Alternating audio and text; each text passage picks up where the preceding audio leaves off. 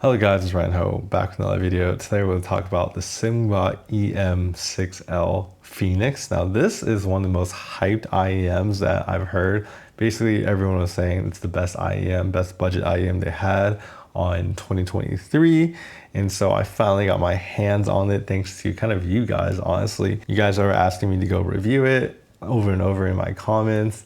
And I kept hearing how good this was for gaming as well. I really wanted to review it as well. So I actually reached out and actually Linsol sent me a sample for this review. So honestly, thanks to you guys, I went to ask, and thanks to Linsol for actually sending me a sample to review for you guys. So if you guys are interested in purchasing this banger, you guys should definitely head over to Linsol to buy it because, you know, without them and you guys asking, this video wouldn't have been possible.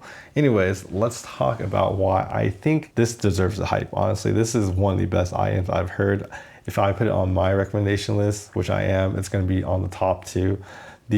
Honestly, the tuning of this IEM is essentially perfect. It has one of the most natural, almost studio-like tuning to it that just makes your music sound honestly exceedingly natural. The soundstage and imaging on this thing is fantastic. I would say the soundstage on this thing stands out a lot to me, and its ability to also resolve the details sound out a lot to me as well. So we're gonna dive into details and kind of see why I think this is a really, really good product and why I think it's honestly a perfect all-rounder for this price point of $110.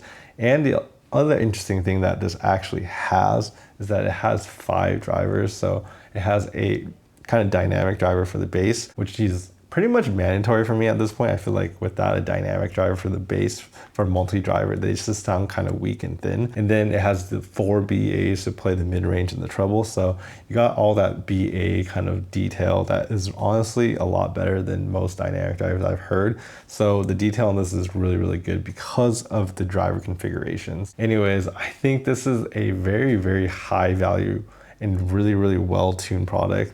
And that's why I think it's gonna stand up to honestly the best, and at any price point, the type of tuning that this has achieved is something special in my opinion. All right, so take a closer look at the Simgot. You can see that it has this really nice cable, first of all, that I really like. I think this cable just has a nice aesthetic. I like this kind of two-tone color of this kind of gold and black kind of being weaved together. And then it terminates into a 3.5 millimeter. But yeah, this cable is honestly a nice looking cable, and it has this kind of clear sleeve on it as well. All right, so let's get into the build. So when it comes to the build of this, I think it has this nice kind of little metal faceplate right here. And then it has the bottom, you can see it's kind of, attached together. And, I feel like this kind of IEM's build quality is, just average. I think the look is very stealth, but the actual back of this, I would say this is probably my only con about this IEM, but it's not really a big one. I just think it's not really ergonomically shaped at all. But then at the same time, it's really small and really light. So I don't really feel like it makes that much of a difference because the IEM kind of just hangs in my ear through my kind of tip, but it's really light, so it's not really an issue. If I kind of show you, another IEM, this is the Q-Ears Quartet. It's a lot bigger, as you can see. And the other part about the Quartet is it actually has these contours right here that kind of fit in your ear versus the Simgot doesn't. So I would say the kind of Quartet feels a little bit more kind of secure in my ear. Honestly, I didn't really have an issue besides it just kind of, feeling a little bit looser in my ear. So for me, the comfort is good. The fit, could be a little bit better. All right, so let's talk about kind of sound and I guess power requirements. So I kind of tested all these with the kind of the FIO KA11.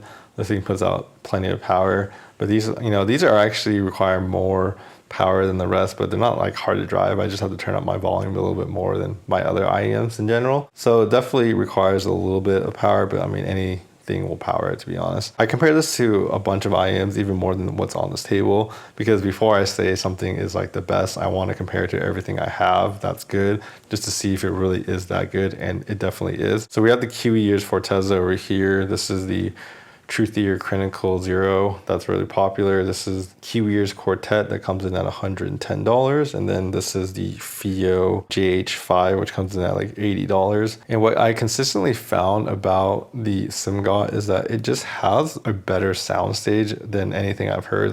When it comes to just the music and everything sounds like really far in the distance, in the sense of like you can definitely hear the different individual layering of all the elements like really easily on this. It reminds me more of like over the ear headphones than like an IEM, and the soundstage is really one of the things that stand out a lot. And obviously the imaging is also really good with this. So, you know, if I'm playing like games like Valorant, I can literally pinpoint my enemies exactly where they are. But it's that soundstage that really is the most impressive aspect, that it makes, you know, the notes just seem like they have a lot of space. You can almost sense the room that it's recorded in.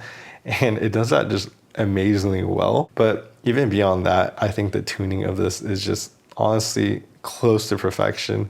This is basically like, I would consider it almost a studio tuning, because the vocals sound exceedingly natural, male, female. You hear everything. The transition from the sub bass to like the mid range to all the way to the treble is amazing. Like example is the sub bass on this. You can definitely hear it goes all the way down low, very detailed.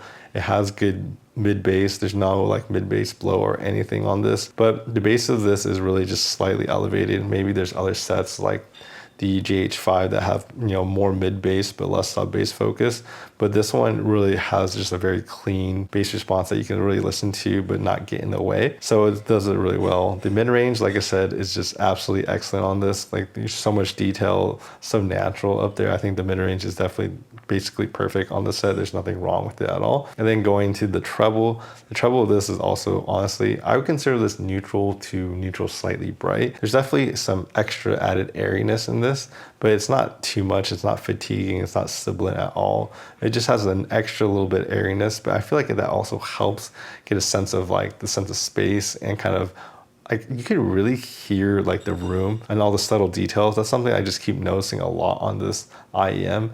And I think a lot of that has to do just beyond just the tuning and even the soundstage. I think the actual drivers, the tuning, and the detail on this is actually exceptional too, for its price especially. I was listening to Late Night Thoughts with Shy Martin, and there's a lot of like layering in that song, and you can just hear all the individual elements like just like flying through you. Like it basically separates all the notes really well. Basically figure out where they are in the location when they're above you, around you. You're just like, it's so good when there's just so many things going on. It's just so detailed, and it can literally separate everything into the like individual like details, and nothing seems like it's blurred together.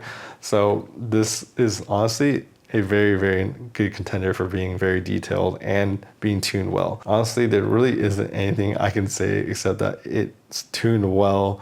Soundstage, imaging, detail, everything it does across the board is absolutely excellent, and there's really nothing else that I can ask for more for this price point. I think they did a wonderful job on this, and yeah, this thing honestly slaps. If I kind of did some like a quick comparison between like this and like the Quartet has a dynamic driver as well for the bass, and it has BA drivers, but overall I find that the tuning of this is a little bit cleaner. This is the one that's a little bit more warmer, a little bit more mid bass focus. So if you like more bass, you'll probably like this. This one just has a cleaner like vocal presentation and treble.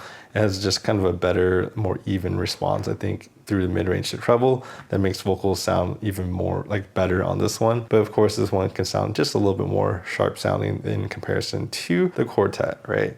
And compared to something like the Zero has like more bass and more dynamics down low, but the Zero definitely doesn't have the same amount of detail that this one has, and it's just not the same amount of like resolution, soundstage as this. So this one definitely is vastly superior. You know, doing all these comparisons really just kind of cement the fact that this one is like honestly a top IEM at its price point. So definitely going to recommend this one. So jumping into gaming, so for competitive FPS, I play Valorant and Deathmatch and try to see, you know, can I tell where the enemy's footsteps are to see how good the imaging is? Yeah, I mean, this thing is like, I think it's compounded by the fact that the soundstage is good, so your depth perception is really, really good on this. And not only with that, but then the imaging, so you can tell when people are like swinging the corners, you can hear them running across the field. It's really, really easy to tell with this device, so I really enjoyed that part. And then of course, the amount of detail and resolution you get off this set is much better than anything else I've heard in its price point. Gaming on this, whether you're playing story mode games or competitive FPS, this is just an easy recommendation from me. So in conclusion, I definitely recommend the Simgot EM6L. I think this thing is just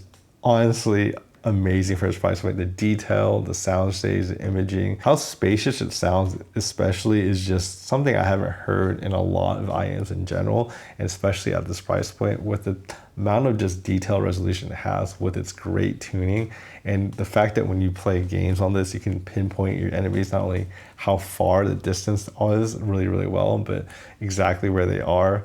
Like, this is just perfect. Like, it's great for music. So if you're playing story games, you're good as well. If you're listening to music, you're good. Like, this thing essentially does everything. I mean, this is just a no-brainer. Just go buy it. I don't think I've ever said that about many products, but this is definitely one. So if you guys are interested in picking it up, I'll have links to Linsole down below. But yeah, this is really, really a banger product, and I'm happy to recommend this and put this on top of, like, you know, the best IEMs at $110. Definitely this one. Anyways, I hope this video helped you guys. I have many other reviews, and I'll probably do more detailed reviews of this with other IEMs at the $100 price point if you guys are interested in that. So subscribe so you don't miss out on that. But yeah, you guys should definitely check out my other IEM videos. I definitely have, you know, this kind of new video of the FIO K11 probably coming up soon as well, because it's kind of a new dongle DAC for like $30 that I think a lot of people will be interested in this as well. But anyways, I'll see you guys in my next video.